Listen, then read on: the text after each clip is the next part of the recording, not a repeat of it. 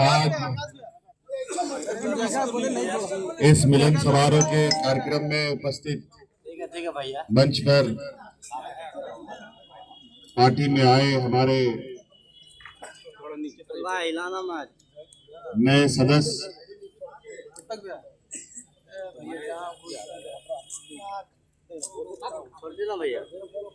कई दशकों से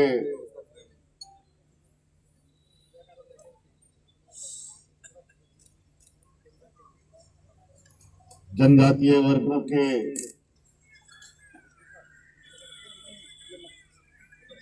और अनुसूचित जातियों के बीच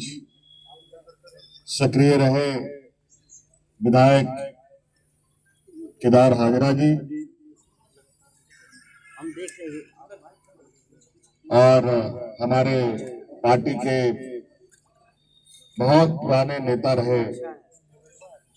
हमारे बड़े भाई आदरणीय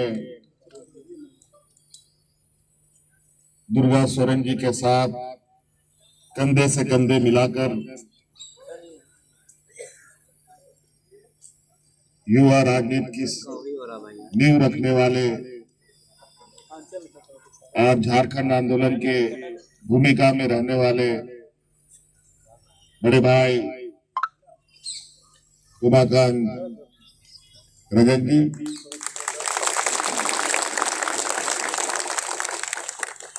आज इन दोनों ने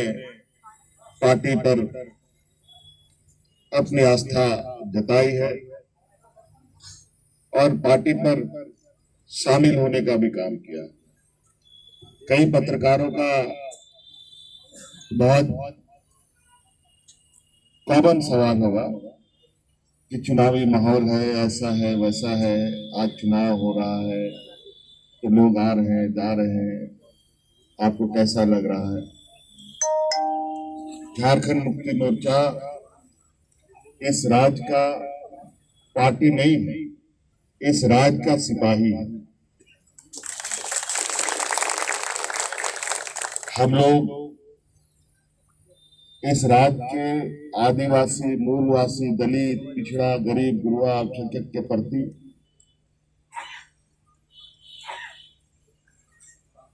हम लोगों की जो कमिटमेंट है, जो हम लोग इनके बीच में हम लोगों की जो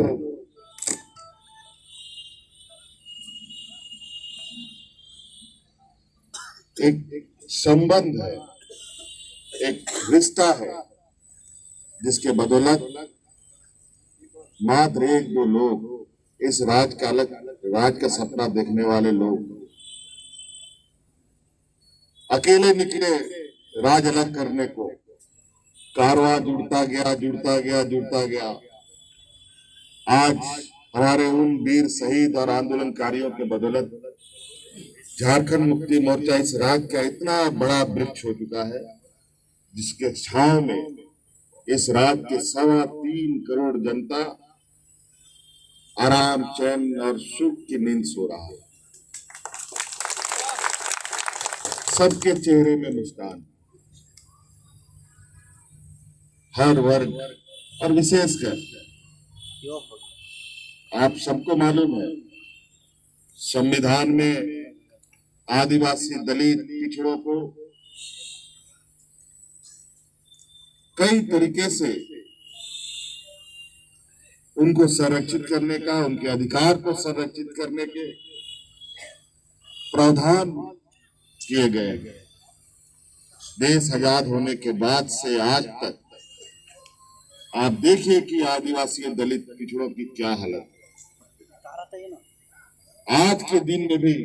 हम सब हाशिए पर हैं और किसी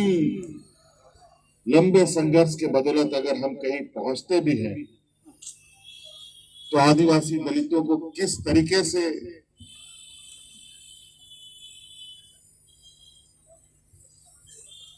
नीचा दिखाने का काम कुछ सामंती सोच वाले करते हैं, वो किसी से छुपी नहीं है। कभी वो पर्दे के पीछे से वार करते हैं, कभी सामने आकर के वार करते हैं, कभी पीठ के पीछे वार करते हैं। हमें आज यहां तक आने के लिए, इस राज को पाने के लिए कितने लोग शहीद हो गए, कितनी महिलाएं विधवा हो गई।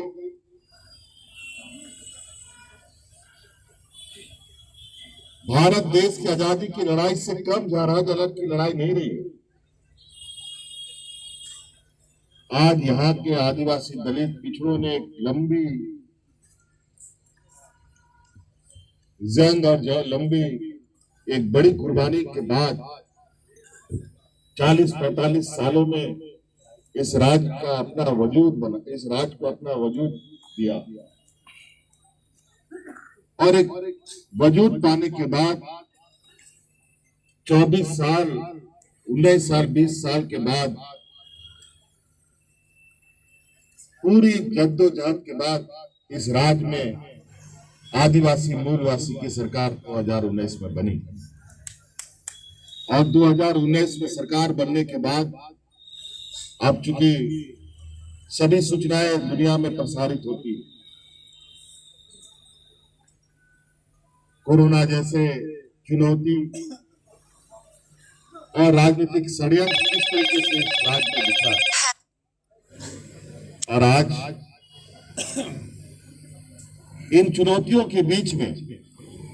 हमारी सरकार ने एक ऐसी लंबी लकीर इस राज्य में खींची है जो हमारे विपक्ष के लोगों का,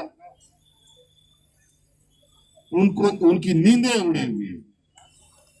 आज एन के इन प्रकार हमें फिर से सरकार बनाने से रोकने के लिए अपनी राजनीतिक सक्रियता तो उनकी जो सो है ही, बल्कि संवैधानिक संस्थाओं को किस तरीके से सक्रिय कर दिया है ये भी आप लोगों के सामने है। लेकिन झारखंड